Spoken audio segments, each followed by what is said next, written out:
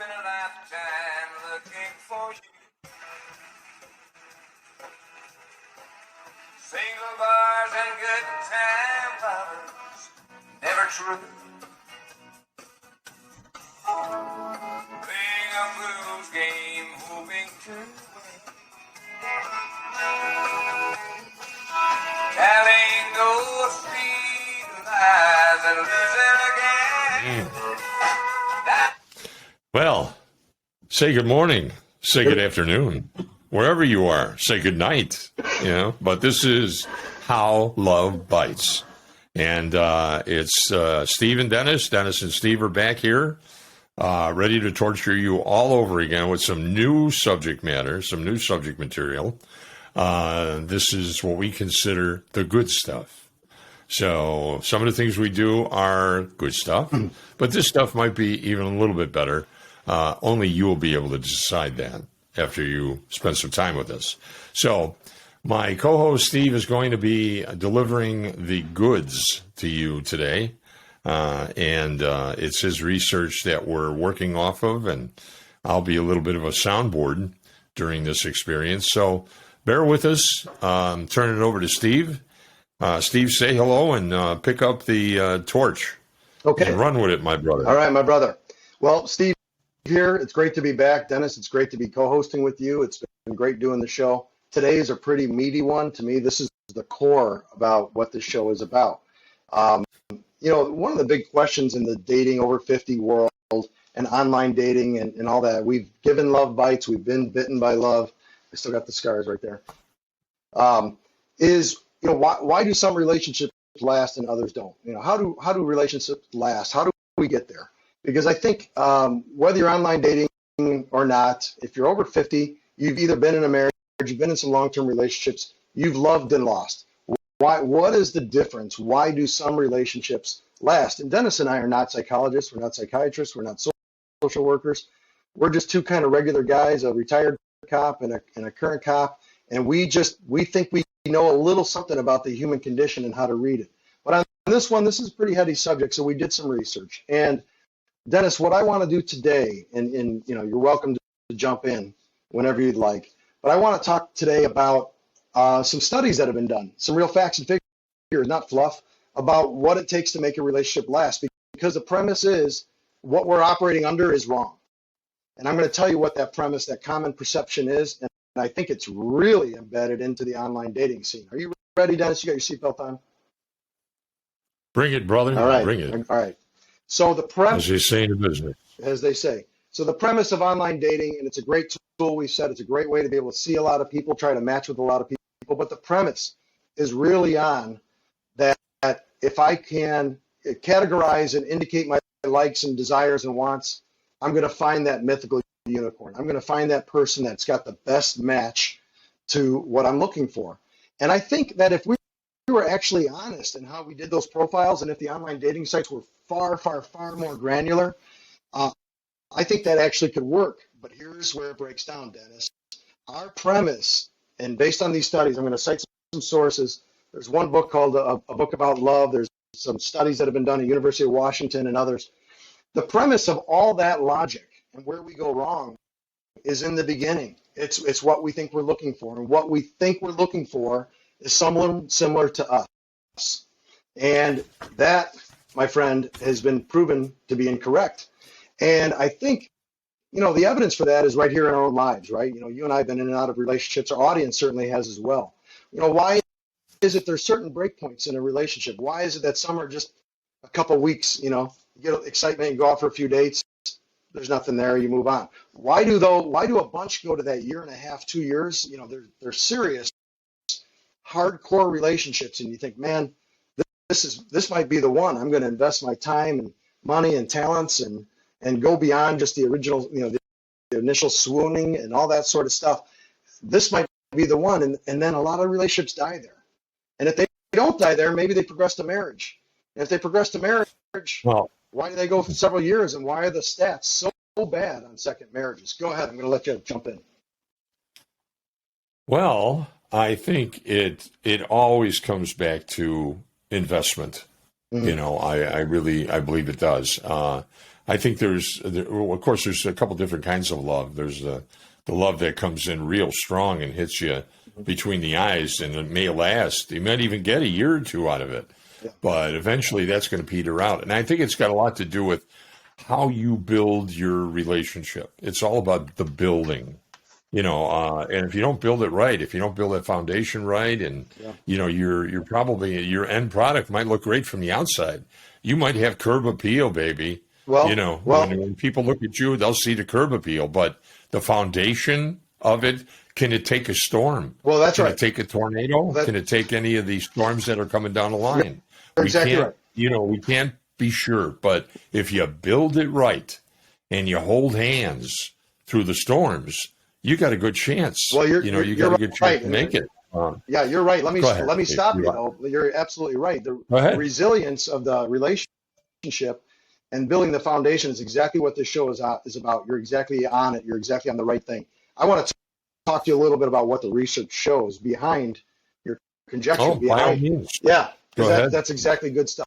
So first I want to talk briefly about the study, and there's a gentleman by the name of John Gottman from the University of Washington, and they did surveys involving hundreds and hundreds of people.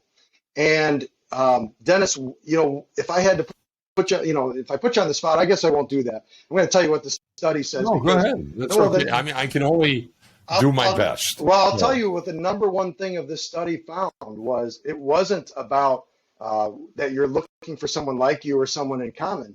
You know what it came down to is in that relationship, do you feel you can express anger? Can you have, what's your conflict resolution style? Do you believe arguing is okay? How do you deal with conflict? How do you de-escalate conflict? Do you view conflict as healthy? And so, he has a term that he used for this in the article. He talked about there's meta emotions.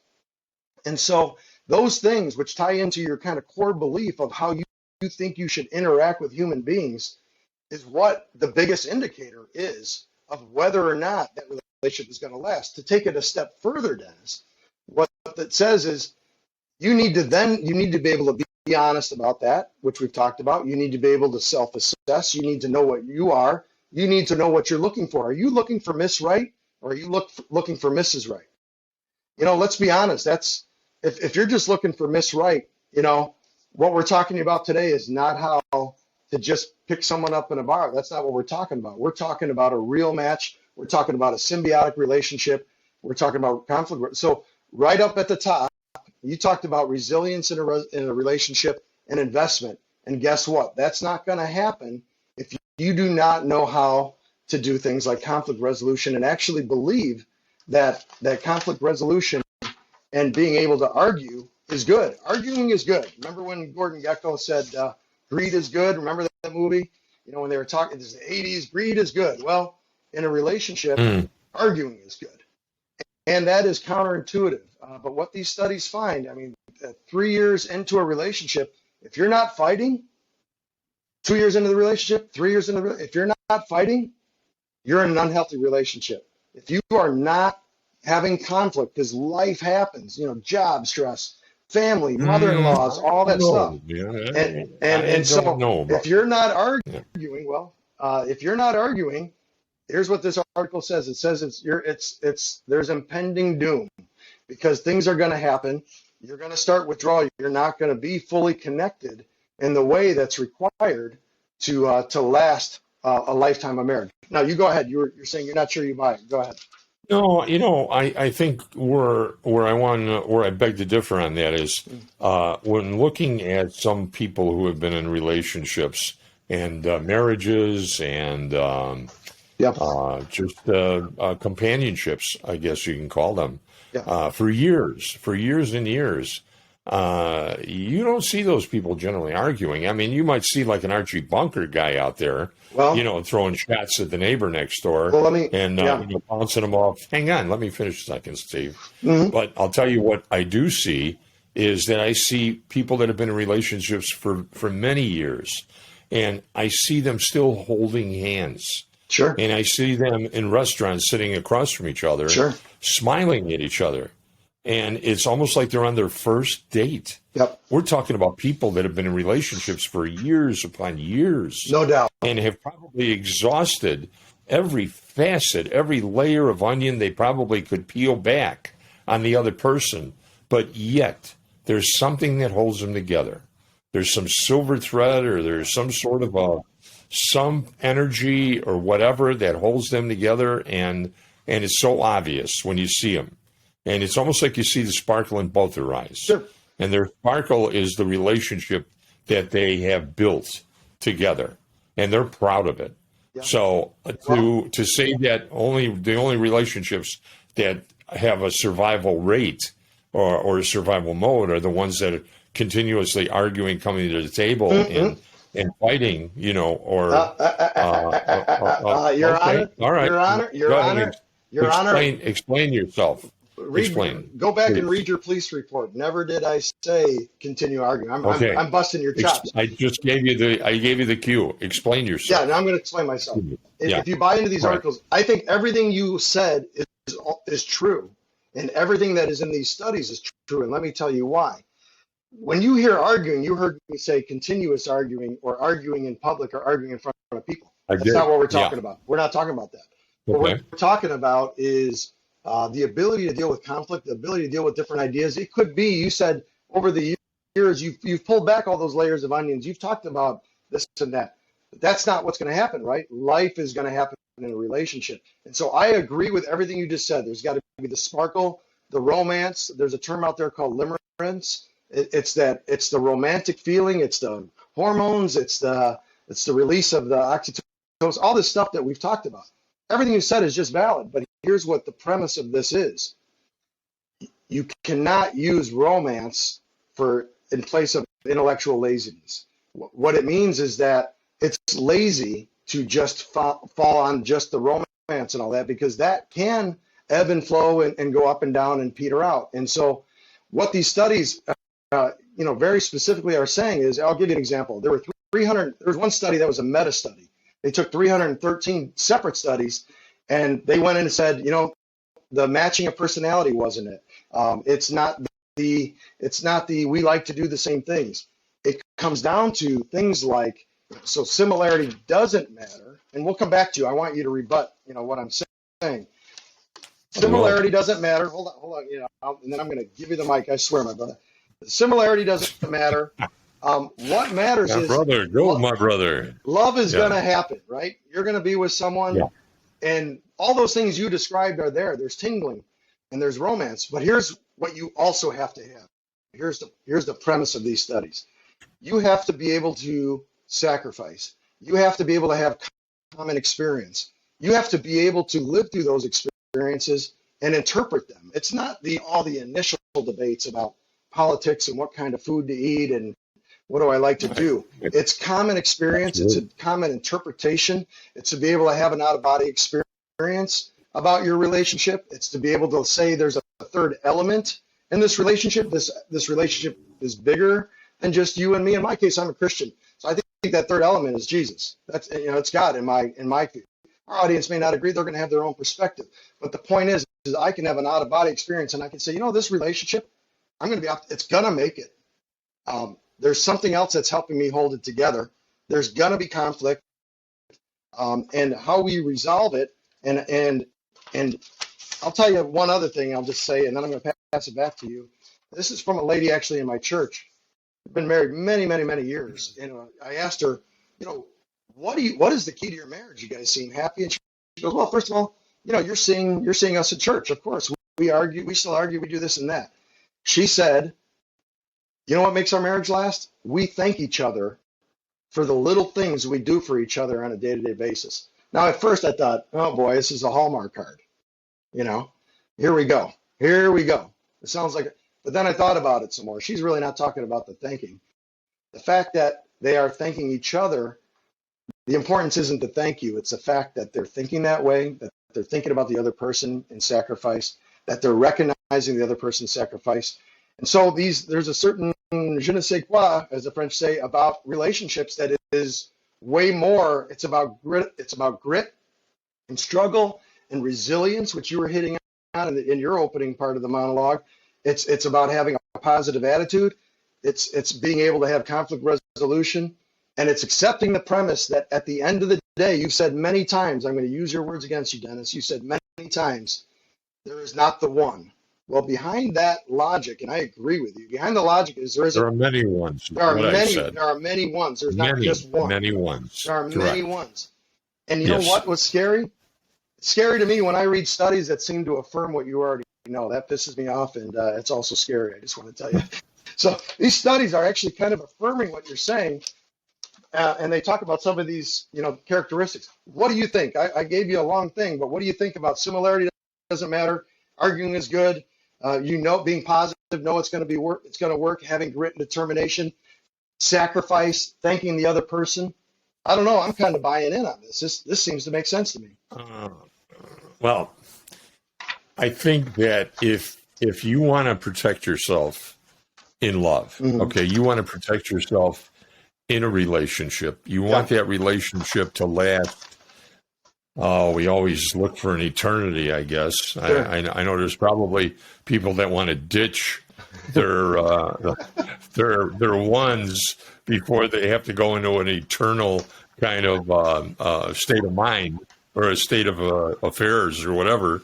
So, but for the most part, I think that you want to protect yourself in love.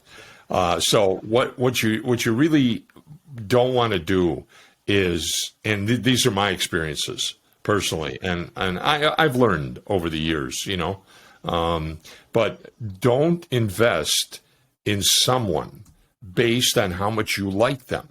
Okay, because I think that's where we get really jammed up. We start to invest and bring everything we can to the table. Oh, watch this! I can core an apple. Watch. I can. I don't want to go back to Ralph Cramden, but I can core an apple. But can you core an apple? Yes, I can. Anyway, so bottom line is, don't invest in someone based on how much you like them. Invest in a person based on how much they invest in you. Okay, that I think is your ticket. So if they're investing in you, man, my brother, my sister, go after them with everything you've got, because that may be your real McCoy. Yeah. That may be your one in many ones, or at least one of the ones. Now, if that makes any sense, but because I didn't get that. Could you try again? Well, wherever that came Keep from. going. Okay, let's make sure that that's not going to interfere with our show. Oh, yeah. That might be another show that's, that might be a party line show. Callers a trying to break podcast in. somewhere Callers else. trying to break in. Yeah, I guess that's what it is. So again, invest in the ones that are investing in you first. So let them come to the table. Don't grandiose them. Don't love bomb them. I agree. Don't try to, because I think that, when you start doing things like that, you're not in love with the other person. You're in love with the state of mind that they produce for you. You're in love with love. Right. And you'll get it any way you can. You'll hurt people. You'll do all those things. But that's one of our other shows, right? So I think that so you're gonna invest in them how they invest in you, and because if you don't, it's a recipe for masochism. Sure. When someone is investing in you and you don't invest on that same level, it doesn't make them say, what I'm going to settle down a bit, and because I'm probably coming a little too hot. Yeah. And that might be what you have to do, because not everybody who goes grandiose on someone else Right. is doing it because they're, as we've talked about in other shows, love bombing a person. Yeah. But they're doing it because they're so excited. So they really are into the person, not just into the feeling or the state of mind of love. But so you gotta kind of just let them know, hey, listen, I'm not quite there yet, and let's back it down a little bit, there, big boy, Sure. or big girl. Sure. So, but I think it's all about that investment again. Okay. Let them invest. Let them dictate the relationship to you based on how much they are investing in you and the relationship. So those are, and I'll stick by that. Yeah. And I think if you can build your relationship that way, you're going to have a bulletproof relationship as time goes on. Sure, you're going to take the hits. You're going to take shrapnel. You're going to take, wounds. You're going to hit a couple of bouncing betties along the way. Yeah. Might lose a leg or two. Yeah. But is still going to be that holding hands 50 years from now with Sure. a twinkle and a sparkle in your eye. And people will look at you and go, man, if you could put anything in a bottle, I wish I knew what that formula was. Well, it's because I would take it. I would take a drink.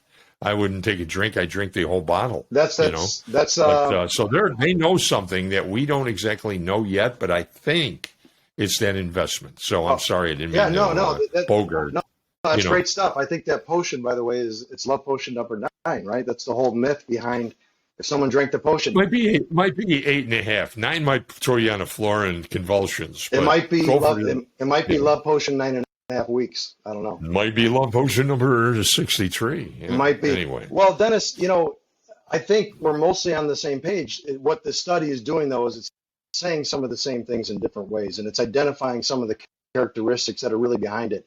And as you rebutted my position, your premise was it started with if you want to protect yourself in a relationship. And here's one spot where I'm going to take a little bit counterpoint as well. You're right.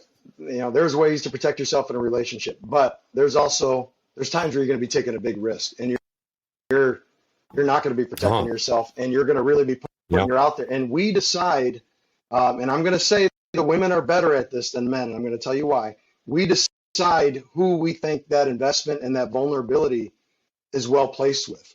And so what you're saying is we protect ourselves. Yeah, you have to, especially early on, online dating or whatever, because you don't have the common bond. You don't have experience. You haven't been to war together, to use some of your analogies and my analogies. You haven't been to war together. So that opening premise may also dictate, again, are you looking for Miss Right or are you looking for Mrs. Right? Are you looking for an eternal partner? If you're looking for an eternal partner, that's some scary stuff. That is some scary stuff. But how you then go about that involves some serious vulnerability. And I'm just going to say, as I read the study and studies, they surveyed 6,300 people in one of them and a couple thousand another one. It's some amazing stuff. But, when you read it, it comes down to if the ladies are looking for devotion, if they're looking for loyalty, someone who won't give up on them, if they're looking for a relationship that is going to last, this is why the ladies may be a little smarter. They may be a little more intuitive. The women's intuition myth, whatever, maybe it's not a myth. Maybe this is why the men are the pursuer and pursue on a wider, broader basis, and the women are a little more selective in terms of who they will let into their world and let themselves become vulnerable to, because they've figured out there's some key characteristics. And I think what I love about this, the studies say that some of those characteristics are going to be things that you wouldn't expect. You want a man with grit. It's going to go in alignment with a lot of things you've said on the show. You want a real man. You want someone who is going to take a bullet for you, someone who's got grit, someone who's going to persevere, someone who's going to be able to engage with you. Because if you think about it, even arguing, or maybe I should use a better term, but even conflict resolution takes grit. It's the easy way out to not argue and say yes, dear. It's the easy way out to just say, you know what, I'm frustrated with this person. I'm just going to let them sit in the den and watch TV. I just think the show is good fodder. It's some good stuff for people to think about. And if people want to know more on some of the underlying studies and stuff that we pulled in addition to just talking to people, certainly email us at dennis@howlovebites.com or steve@howlovebites.com. We'd be happy to engage in a discussion with you about some of what's behind this and share some of the research and studies. I think, Dennis, we're kind of saying the same things, but then again, maybe we haven't found the one right now. So we're talking about our experiences and our love bites. We haven't fully figured it out yet, have we? We can describe things, but that doesn't mean we know if this has implications for how you do your profile. Your profile is not about finding the similar person. Your profile is not about finding X, Y, and Z. And your profile really isn't about, it's about knowing yourself. It's about being honest about yourself. And then being honest that what you want is probably really not what you have. It's not you. Dennis isn't looking for Denise. Steve is not looking for Stephanie. That is not a relationship that's going to last. What say you to close us out to that? Well, what I would say is this, okay? I think since this is dating and relationships, subsequently relationships, but first we got to get through the dating process. Sure.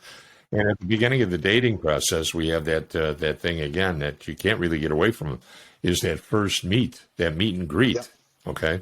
Um, I will always try. Well, I know I caution myself, and it's easy to let it get away with you, or get it away from you, or let it just get its own momentum.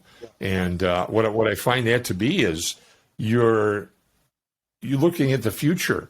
You've talked to this person maybe over the phone a few times, okay, or you texted with them a few times, and already you're planning a future with them. Yep. You know, your brain is going. It's the dopamine starts secreting, and you're thinking, "Oh, I could listen to that voice forever and ever. I sure could." And based on those pictures, there's nowhere in the world we couldn't go. That's right. That had a red carpet that I wouldn't mind that person on my arm. Okay, so you don't know anything about this person yet. Right. You know, you know maybe 5 minutes to a half an hour of who they are, but we have that tendency to start to go right into the future. Yep. And I think we really need to control that, you know, and to just take those steps as they come and not take them 10, 20, 30 at a time. I think that's where we get confused. That's where we're interpreted not correctly. Yeah. And again, which would maybe be this love bombing kind of thing. But, you know, you have so much excitement because you're thinking, gosh, finally, here she is, or here he is. And they're wonderful. You don't know anything about them. Right. You know zero. Well, you're experiencing the drugs at that point, which is produced in your brain. And it is. It's the dopamine. Yeah. You know, are we interested in them? Are we interested in the relationships? Or are we interested in the dopamine, the feeling we get when the brain starts to secrete the chemical? Yeah. What is it? Is it the endorphins, the dopamine? Generally, it's dopamine, I think, in this case, rather than endorphins. Well, and also just hormone surges, Yeah. Well, there's surges going. There's chemical surges going on. You know, but, you know, getting back to your other comment, you mentioned about women and the kind of guy that they want. I think the majority of women are looking for a strong guy, you know, a guy who is willing to go that extra mile for them in the event that there's a safety issue. And again, women want to feel safe. They do. Even though they think that they have everything that's needed to go on through life, solo if they have to. And if that means a concealed carry, and they picked out a good weapon with a low caliber where they're not going to blow their wrist when they pull the trigger, can they pull the trigger when the time comes? Remains to be seen.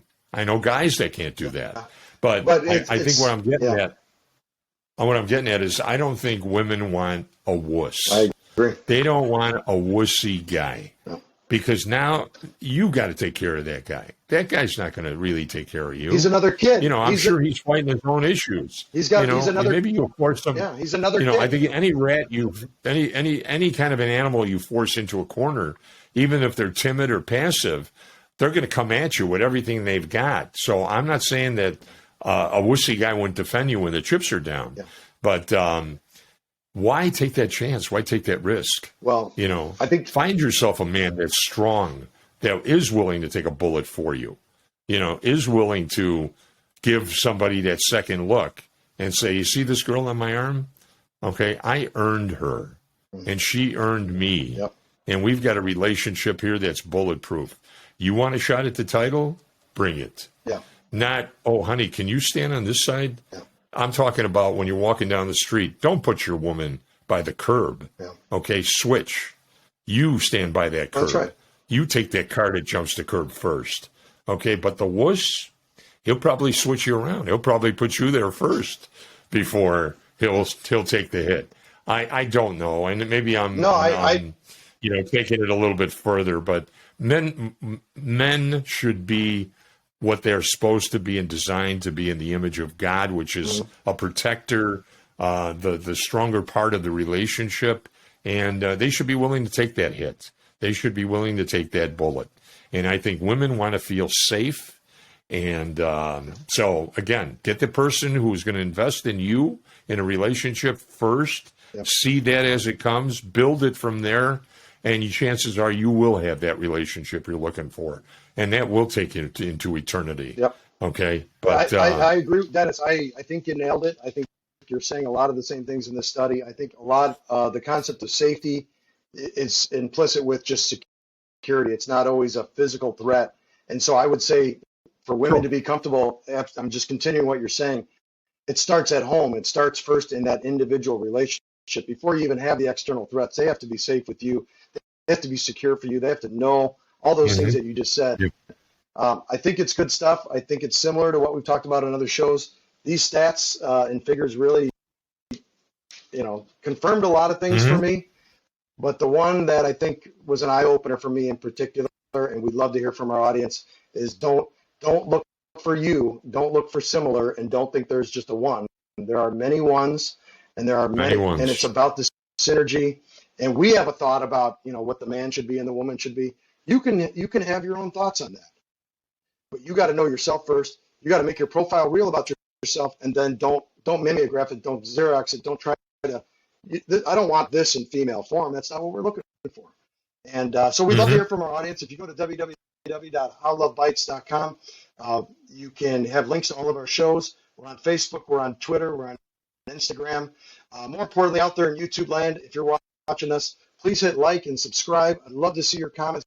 Dennis would love to see your comments. We'd like to see what you think about this show in particular. We've got some good ones coming up. We've got a show coming up about, for the ladies, this may grab their attention. We're going to be talking in the future about things about dangers of dating and getting drugged, right? There's some serious stuff out there. We're going to talk about, we're going to talk more about narcissism and the dark triad. And if you don't know what that is, you're going to want to tune in for that. So we have a lot of good stuff coming.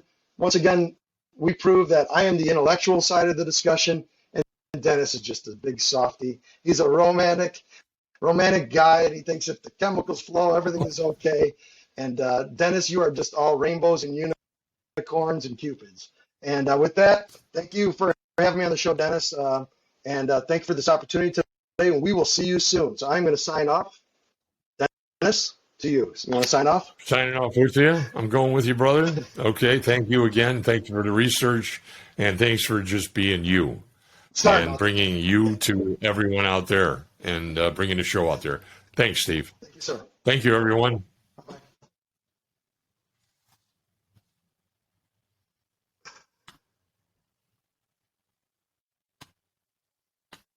Hold that energy, my brother. I'm looking for the button. That's okay. He's got that energy thing going on. You know what happened was, I mean, I can always back this up, and we'll fix the back end. You know what we should do? We could close it out with the music. We got to do, yeah. We got to do it with the music too. Leave what we just did on there. That's fucking funny. People want to see that. That's awesome. It's been a lifetime. Okay, here we go. That makes us real. All right. Okay, now say goodbye for real. Here we go. Bye-bye.